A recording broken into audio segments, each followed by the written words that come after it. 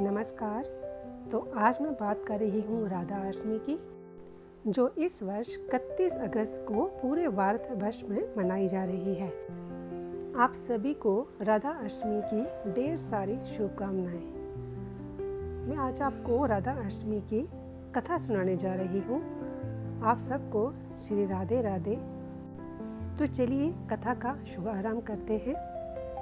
तो राधा अष्टमी मास के शुक्ल पक्ष की अष्टमी तिथि को मनाया जाता है और आज ही के दिन श्री राधा रानी का जन्म हुआ था और आज राधा अष्टमी का पवित्र त्योहार है। श्री राधा रानी जैसी भाग्यवान कोई स्त्री नहीं है जिसके पति तीनों लोकों के स्वामी श्री कृष्ण सदैव उनके कंधे पर गलबेयां डाले रहते हैं। जहाँ पे श्री राधा जाती हैं, भगवान श्री कृष्ण उनके अधीन होकर उनके साथ साथ जाते हैं। श्री कृष्ण जी की वाम अंग से प्रकट हुई श्री राधा कठिन प्रेम और सेवा करके ही श्री कृष्ण के प्रेम की स्वामिनी बनी और उन्हें प्राणों से भी अधिक प्रिय हुई।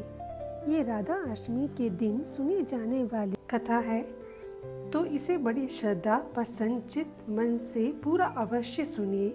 इन कथाओं को सुनने से आप सभी की मनोकामनाएं पूर्ण हो जाती हैं तथा पाप और संकट कट जाते हैं।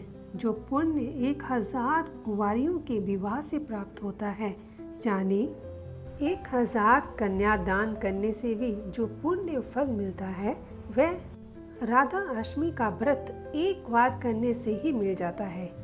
अगर पापी मनुष्य भी इस व्रत को भोग पूर्वक या भक्ति पूर्वक करता है, वह भी अपने 1 करोड़ परिवार के सदस्यों के साथ भगवान विष्णु के लोक में जाता है। ब्रह्मावर्त पुराण के अनुसार रा का अर्थ है पाना और दा का अर्थ है मोक्ष, अर्थात श्री राधा जी के नाम जप से ही श्री कृष्ण और मोक्ष की प्राप्ति हो जाती है।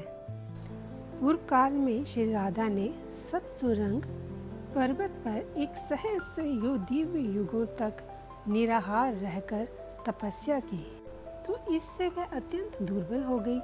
भगवान श्री कृष्ण ने जब ये देखा कि श्री राधा चंद्रमा की एक कला के समान अत्यंत दुर्बल हो गई है, तब भगवान श्री कृष्ण करुणा से द्रवित होकर छाती से लगाकर फूट फूट कर रोने लगे। तब भगवान श्री कृष्ण ने श्री राधा को वर देते हुए कहा, राधे, तुम्हारा स्थान मेरे वक्षस्थल पर है, तुम यही रहो। मुझसे तुम अविचल प्रेम भक्ति हो, सौभाग्य मान प्रेम गौरव की दृष्टि से तुम मेरे लिए सबसे श्रेष्ठ और सर्वाधिक प्रियतमा बनी रहो। संसार की समस्त युक्तियों में तुम्हारा सबसे ऊंचा स्थान है। मैं सदा तुम्हारे गुण गाऊंगा, पूजा करूंगा। तुम सदा मुझे अपने अधीन समझो। मैं तुम्हारी प्रत्येक आज्ञा का पालन करने के लिए वाध्य रहूंगा। जैसे आभूषण शरीर की शोभा है, उसी प्रकार तुम मेरी शोभा हो। भगवान श्री कृष्ण जी कहते हैं, श्री राधा मेरी परम आत्मा है, मेरा जीवन है। श्री राधा से ही प्रेम प्राप्त करके मैं उस प्रेम को अपने भक्तों में बांटता हूँ। भगवान श्री कृष्ण जी की सेवा से श्री राधा जी ने सबसे अधिक मनोहर रूप, सौभाग्यमान गौरव तथा श्री कृष्ण के हृदय स्थल में स्थान उनकी पत्नी प्राप्त किया है। वृंदावन लीला अपने लौकिक दृष्टि से तो श्री कृष्ण जी 11 वर्ष की अवस्था में ही ब्रज का परित्याग करके मथुरा आ गए थे। इतनी छोटी अवस्था में स्त्रियों के साथ प्रणय की बात कल्पना में ही नहीं आती और अलौकिक जगत में श्री राधा कृष्ण दोनों सर्वथा एक ही हैं। फिर भी भगवान ने ब्रह्मा जी को श्री राधा के दिव्य विग्रह का दर्शन कराने का वरदान दिया था। उनकी मूर्ति के लिए उन्होंने ब्रह्मा जी लीला भी संपन्न हुई। ये विवाहिता श्री राधा जी सदैव ही भगवान श्री कृष्ण के संग रहती हैं, परंतु छिपी रहती हैं। केवल श्री कृष्ण की कृपा होने पर ही साधक को इस युगल जोड़ी के दुर्लभ दर्शन होते हैं। पौराणिक कथाओं के अनुसार राधा माता गोलोक में थी, कृष्ण जी के साथ निवास करती थी। एक बार देवी राधा गोलोक से कहीं बाहर गई। जब वापस आई तो देखा कि श्री कृष्ण भगवान गोलोक में नहीं हैं। उस समय भगवान श्री कृष्ण अपनी एक सखी श्री दामा के साथ गोलोक में घूम रहे थे। ये बात जब राधा जी को मालूम हुई तो उन्हें बहुत गुस्सा आया और वे सीधे उनके पास पहुंच गई। वहां पहुंचकर उन्होंने भगवान श्री कृष्ण को बहुत बुरा भला कहा। राधा जी का ये व्यवहार देखकर भगवान श्री कृष्ण के मित्र श्री दामा को बहुत बुरा लगा और उन्होंने राधा जी को पृथ्वी पर जन्म लेने का श्राप दे दिया। राधा रानी को इतने गुस्से में देखकर कृष्ण भगवान की सखी विराजा भी यहाँ से चली गई। इस श्राप के बाद राधा रानी ने बदले में श्री दामा को श्राप देते हुए राक्षस कुल में जन्म लेने का श्राप दे दिया। राधा रानी के द्वारा दिए गए श्राप के कारण ही श्री दामा का जन्म शंखपूर्ण दानव के रूप में हुआ था। दानव कुल में जन्म लेने के बाद भी भगवान विष्णु का अनन्य भक्त बना रहा। वहीं दूसरी ओर राधा रानी ने भी पृथ्वी पर वृषभानु के घर पुत्री के रूप में जन्म लिया, लेकिन राधा रानी वृषभानु जी की पत्नी देवी कीर्ति के गर्भ से नहीं जन्मी थी। दरअसल जिस समय श्री दामा और राधा रानी ने एक दूसरे को श्राप दिया, तब भगवान श्री कृष्ण जी ने राधा रानी से कहा, हे राधे, अब आपको पृथ्वी पर देवी कीर्ति और वृषभानु जी के पुत्री के रूप में रहना है। इसके आगे भगवान श्री कृष्ण ने राधा रानी से कहा कि जब आप विवाह के योग्य हो जाएंगी तो आपका विवाह मनुष्य के अवतार में रायण नामक एक वैश्य से होगा। हालांकि वे भी मेरे ही अंश अवतारों में से ही एक होगा। आप धरती पर भी मेरी प्रियतमा बनकर ही रहेंगी, परंतु हम दोनों को वहाँ बिछड़ने का दुख सहन करना पड़ेगा। और राधा रानी, अब आप धरती पर जन्म लेने की तैयारी करें। और अब सांसारिक दृष्टि से देवी कीर्ति गर्भवती हुई और उन्हें प्रसव भी हुआ, लेकिन देवी कीर्ति के गर्भ में योग माया की प्रेरणा से वायु का प्रवेश हुआ और उन्होंने वायु को ही जन्म दिया। जब वह प्रसव पीड़ा से गुजर रही थी तो उसी समय महादेवी राधा रानी एक प्यारी सी कन्या के रूप में प्रकट हो गई। जिस दिन श्री राधा रानी प्रकट हुई वह भाद्रपद की शुक्ल पक्ष की अष्टमी का दिन था, इसलिए भाद्रपद शुक्ल पक्ष अष्टमी को राधा रानी अष्टमी से जाना जाता है। इस दिन भगवान श्री कृष्ण और राधा रानी की पूजा की जाती है। इस व्रत को करने से हमें सभी सांसारिक सुख आनंद प्राप्त होते हैं और ये मान्यता है कि इस व्रत को करने से धन की कभी कमी नहीं होती और घर में बरकत बनी रहती है। आइए अब मनोकामना को पूरी करने वाली राधा अष्टमी की बड़ी ही दुर्लभ कथा को सुनते हैं। आप लोग बड़ी ही श्रद्धा पूर्वक इस कथा को सुनिए। एक गांव में एक रमा नाम की एक स्त्री थी। उसके विवाह को 4-5 वर्ष हो गए थे, लेकिन उसकी कोई संतान नहीं थी। एक बार श्री राधा अष्टमी का उत्सव आया। गांव की औरतें बरसाना जा रही थी। औरतों ने कहा कि तुम भी हमारे साथ बरसाना चलो। राधा रानी बहुत दयालु हैं, वे तुम्हारी गोद जरूर भर देंगी। वह स्त्री कई महीनों से घर से बाहर नहीं निकली थी, इसलिए उसके पति और सास ने उसे जाने की आज्ञा दे दी और वह भी उनके साथ चल दी। और तब जिस दिन उसने जाना था उसी दिन अचानक उसके पैर में चोट लग गई। चला भी नहीं जा रहा था, फिर भी वह स्त्रियों के संग यात्रा पर चली गई। सारे रास्ते राधा कृष्ण जी का जाप कीर्तन करती हुई गई और बरसाना पहुंचकर नहा धोकर राधा जी के मंदिर में जाने के लिए तैयार हुई। राधा जी के महल में जब जाते हैं तो ऊपर बहुत सी सीढ़ियां जो है वो चढ़नी पड़ती हैं और रमा जैसे ही सीढ़ियां चढ़ने लगी तब वह स्त्रियों से बोली कि तुम लोग जाओ, मैं आहिस्ता आहिस्ता सीढ़ियों से आ रही हूँ। और वह धीरे धीरे सीढ़ियां चढ़ने लगी। तभी अचानक से 2-4 सीढ़ियां चढ़ने के बाद ही उसका पाँव मुड़ गया और वो नीचे गिरने लगी। तभी एक 7-8 साल की कन्या ने उसका हाथ पकड़ लिया। रमा बोली बेटी, आज अगर तुम ना होती तो मैं नीचे गिर गई होती। वह कन्या बोली, माता ऐसे कैसे गिर जाने देती मैं तुम्हें। तब रमा ने पूछा, बेटी तुम्हारा नाम क्या है। ये बोली, लाडो नाम है मेरा, यही पास ही मैं रहती हूँ। और वह कन्या उससे कहने लगी, तुम मेरे लिए क्या लाई हो, ना कोई जान ना पहचान, और लाडो ऐसी बातें कर रही है। फिर रमा ने कहा, लाडो मैं कल तुम्हारे लिए कुछ ना कुछ अवश्य ले आऊंगी, तुम्हें क्या पसंद है।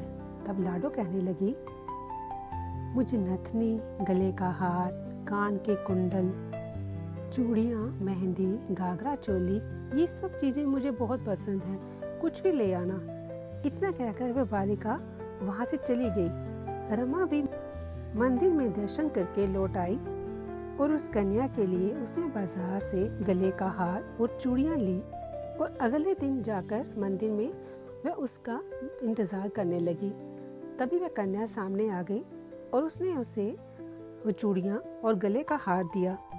इस पर कन्या बोली, बस इतना ही, और वह मुंह फुलाकर बैठ गई। इस पर रमा बोली, मैं अभी यहाँ 8 दिन रुकी हूँ, मैं तुम्हारे लिए रोज कुछ न कुछ जरूर अवश्य लाया करूँगी। ये सुनकर लाडो उसकी गोद में बैठ गई और गले से लग गई। ये देखकर रमा थोड़ी भावुक हो गई। उसे ऐसा लगा जैसे उसकी संतान उसकी गोद में बैठी हो। उसने उसके सर पर हाथ फेरा और फिर वह कन्या वहाँ से चली गई। फिर रमा ने मंदिर से आकर उसके लिए घाघरा और चोली ली। इस तरह वह रोज उसे कुछ न कुछ जरूर देती थी। एक दिन रमा कहती है कि अब ये सारी चीजें मुझे किसी दिन पहना के दिखाओ। तब लाडो बोली, कल राधा अष्टमी है, मैं कल इसे पहनूंगी, कल ही पहनकर दिखाऊंगी। इस बार लाडो के साथ एक लड़का भी था। उसे देखकर रमा ने कहा, आज पता नहीं मेरे मन में क्या आया कि मैंने एक धोती और मुकुट मोर वाला लिया है, क्या मैं इसे दे दूं? लाडो बोली, ये कान्हा है, ये मेरे साथ ही रहता है, हाँ तुम इसे दे दो। ऐसा कहकर वे दोनों सामान लेकर वहाँ से चले गए। अगले दिन राधा अष्टमी थी। जब रमा मंदिर की सीढ़ियों पर आई, वहाँ उसे कोई न मिला, ना लाडो और ना ही वो लड़का। बहुत इंतजार करने के बाद जब वह मंदिर के पास पहुंची तो वहाँ देखा वहाँ पर बहुत भीड़ थी, और वह भीड़ को चीरते हुए जब आगे पहुंची उसने देखा वहाँ कीर्तन और नृत्य हो रहा था। इसी तरह वह आगे और पहुंची। वहाँ पहुंचकर क्या देखती है, वहाँ उसने राधा जी और ठाकुर जी को देख रमा ने जो जो चीजें उनको लाडो को दी थी वह सारा सामान राधा कृष्ण जी पहने हुए थे। वह पत्थर सी हो गई और आंसू बहने लगी। बात समझते उसे बिल्कुल भी देर न लगी कि वह वही लाडो जो है वो राधा जी और वह नन्हा सा लड़का श्री कृष्ण जी हैं। वे कृष्ण जो स्वयं जगत के पालनहार हैं और उनके पास आते थे, राधा जी जो उसकी गोद में बैठती थी और उसे मातृत्व का सुख प्रदान करती थी। वह तो एकदम बावरी सी हो गई थी। जब स्त्रियां उसे बोलने लगी कि घर चलने के लिए, वह बोली, अभी मैं घर नहीं जाऊंगी। उसके बाद उसकी सास और उसके पति भी उसे लेने आए, परंतु वह वहां वापस नहीं गई। ऐसा करते उसे 30 वर्ष हो गए और एक दिन एक बालिका उसका हाथ पकड़कर ऊपर अट्टालिका में ले गई। वहां जाकर बोलती है, लो आ गई मैं ही हूँ तुम्हारी लाडो। ऐसा कहकर बाहें फैलाकर रमा को बुलाने लगी और अपने गले लगा ली। उस दिन रमा ऐसे गले लगी कि इस पार्थिव शरीर को छोड़कर सदा के लिए अपने लाडो के पास चली गई। तो बोलिए, श्री राधा कृष्ण भगवान की जय, बरसाने वाले की जय। एक बार नारद मुनि ने पृथ्वी लोक पर राधा नाम की महिमा सुनी और सुना कि वह श्री कृष्ण की सबसे बड़ी भक्त है। नारद जी को लगता था वे ही श्री हरि के भक्त हैं। अपने मन की शंका का निवारण करने के लिए नारद जी श्री कृष्ण के पास गए और श्री कृष्ण जी तो अंतर्यामी हैं। समझ गए कि नारद जी के मन में क्या शंका चल रही है। श्री कृष्ण जी ने सोचा नारद जी को राधा रानी के प्रेम और का अनुभव करवाना ही पड़ेगा। जब नारद जी श्री कृष्ण जी के पास आए तो श्री कृष्ण अपना सिर पकड़कर बैठे थे। नारद जी ने श्री कृष्ण से जब पूछा कि प्रभु आपको क्या हुआ है, तब श्री कृष्ण जी कहने लगे कि नारद जी मेरे सिर में बहुत दर्द है। नारद जी ने पूछा कि प्रभु आपके इस दर्द का निवारण कैसे होगा? तब श्री कृष्ण जी ने कहा कि अगर कोई मेरा भक्त अपने चरणों को धोकर उसका चरणामृत मुझे पिला दे तो मेरे सर का दर्द ठीक हो जाएगा। नारद जी सोचने लगे कि मैं श्री हरि का सच्चा भक्त हूँ, लेकिन मैं श्री कृष्ण को अपने चरणों का चरणामृत पिलाने से मुझे नरक तुल्य पाप लगेगा, इसलिए ऐसा पाप मैं तो अपने सिर पर नहीं ले सकता। तो नारद जी ने रुक्मिणी जी से और बाकी रानियों से इस समस्या को कह सुनाया, लेकिन कोई भी इस पाप को अपने सिर पर लेने को तैयार ना हुआ। नारद जी को राधा रानी की याद आई, वह भी तो श्री कृष्ण जी की सच्ची भक्त हैं। नारद जी ने जाकर सारा प्रसंग श्री राधा जी के सामने रख दिया। राधा रानी ने उसी समय एक पात्र में जल लेकर अपने चरणों को धोकर वह जल नारद जी को दे दिया और कहा कि जल्दी से जाकर इसे श्री कृष्ण जी को दे दो। और राधा रानी नारद जी से कहने लगी, मैं जानती हूँ कि इस बात के लिए मुझे नरक तुल्य पाप लगेगा, लेकिन मैं श्री कृष्ण के दर्द के निवारण के लिए मैं हर कोई पाप अपने सर पर लेने को तैयार हूँ। नारद जी श्री कृष्ण के पास गए तो श्री कृष्ण जी मंद मंद मुस्कुरा रहे थे। अब तक नारद जी समझ गए थे कि राधा रानी श्री कृष्ण से निश्चल प्रेम करती हैं और वही उनकी सबसे बड़ी भक्त हैं। तो अब नारद जी ये समझ गए थे कि ये सारी लीला श्री कृष्ण ने मुझे ये एहसास कराने के लिए ही रची थी। बोलिए श्री राधा कृष्ण भगवान की जय। अब आइए मनोकामना की पूर्ति कराने वाली राधा रानी की सच्ची कथा को सुनते हैं। ये कहानी है बरसाना की। यहाँ राज राजेश्वरी श्री राधा रानी जी का जन्म हुआ था। बरसाना में एक मंदिर है श्री राधा जी का, जिसके पास एक सेठ जी रहा करते थे। सेठ जी बहुत संपन्न थे क्योंकि उनके पास सब कुछ था, आलीशान दुकान, भव्य 3 बेटे और 3 बहुएं। सेठ जी तो यूं ही हर तरीके से साधन संपन्न थे, लेकिन फिर भी उनके मन में बहुत बड़ा दुख था। उन्हें हमेशा लगता था कि उनके घर एक पुत्री होती जिससे अपनी सारी बातें उसको बताते और बहुत दुलार करते। कुछ समय पहले ही सेठ जी की पत्नी का देहांत हो गया था, इसलिए सेठ जी बहुत अकेलापन महसूस करते थे। वे रोज श्री राधा जी के मंदिर में दर्शन करने जाया करते थे। एक दिन जब सेठ जी मंदिर में श्री राधा जी के दर्शन करने गए तो उसी दिन मंदिर में एक संत पधारे। तो सेठ जी से उनकी उदासी का कारण पूछा तो उन्होंने कहा, तो संत जी बोले, मेरी कोई बेटी नहीं है। ये सुन संत मुस्कुराए और बोले, यदि जीवन में किसी का अभाव है तो उसकी जगह भगवान को बिठा लेना चाहिए। सेठ जी बोले, महाराज मेरे पास तो कोई बेटी नहीं है। इस पर संत जी ने कहा, अब तुम्हें बरसाने में वास मिला है तो तुम बरसाने की बेटी श्री राधा रानी जी को ही अपनी बेटी क्यों नहीं मान लेते। संत की ये बात सेठ जी को बहुत पसंद आई। उसी दिन सेठ जी ने श्री राधा जी का एक बड़ा सा चित्र मंगवाया और उसे अपने कमरे में लगा लिया। अब तो सेठ जी का जीवन ही बदल गया। वह उठते बैठते सोते जागते श्री राधा जी को अपनी बेटी मानकर उनसे बातें करने लगे। उन्हें अपनी पुत्री को हर बात बताने में बहुत आनंद आता था। सेठ जी की राधा रानी जी में ऐसी लगन लगने लगी कि जब भी वे दुकान जाते तो श्री राधा रानी को भोग लगाकर प्रसाद पाकर ही जाते थे और शाम को लौटते तो राधा रानी का प्रणाम करने, उनसे बातें करते और भोग लगाकर फिर प्रसाद ग्रहण करते और हर समय श्री राधे संकीर्तन किया करते थे और हर समय प्रसन्नचित रहा करते थे। जब भी सेठ जी से कोई उनका परिचय पूछता तो सेठ जी कहते, 3 बहू बेटे, सब सुख सुविधा है, संपत्ति बड़ी भवन में रहती, नहीं कोई मजबूरी, कृष्ण कृपा से जीवन पथ में आती ना कोई बाधा। मैं बड़भागी पिता हूँ, मेरी बेटी है श्री राधा।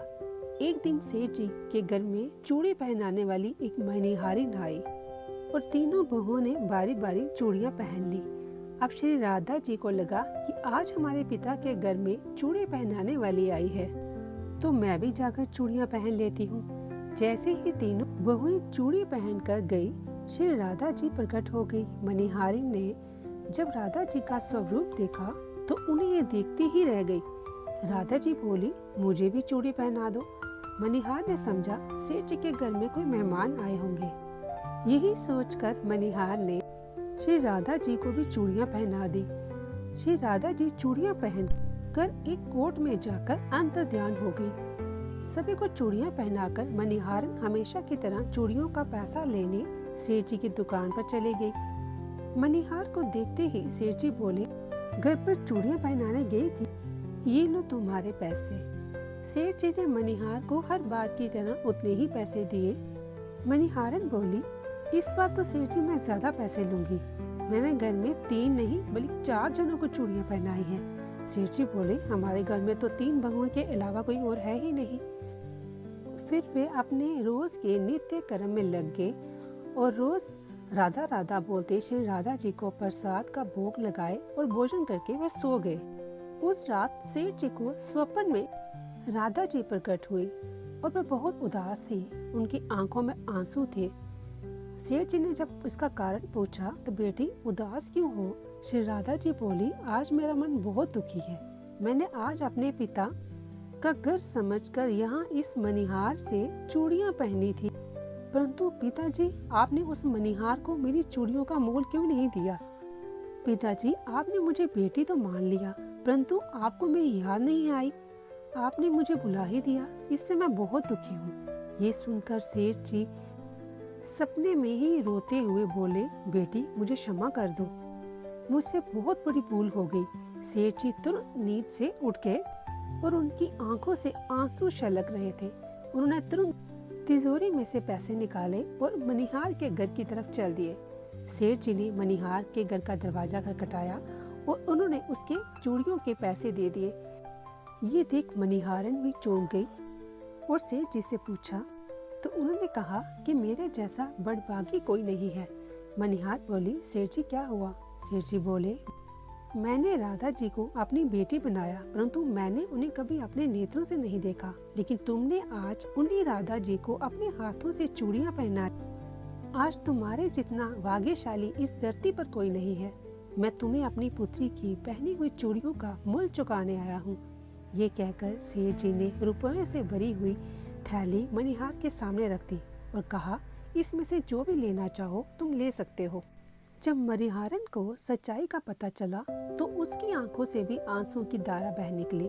मणिहारन बोली, राधा रानी की चूड़ियों के पैसे मैं आपसे कैसे ले सकती हूँ? राधा रानी तो इस बरसाने की बिटिया है और मैं बिटिया की चूड़ियों के पैसे आपसे कैसे ले सकती हूँ? इस पर सेठ जी ने भरी हुई पैसों की थैली उसके पास छोड़ के आ गए और वहाँ से सीधे श्री राधा जी के मंदिर चले गए।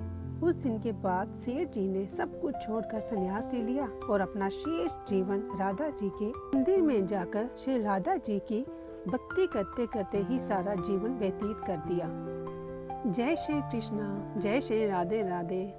अगर ये वीडियो आपको पसंद आई हो तो इस चैनल को सब्सक्राइब करना मत भूलें, ताकि मैं आपके लिए ऐसी ही वीडियोस आपके लिए लाती रहूंगी। धन्यवाद।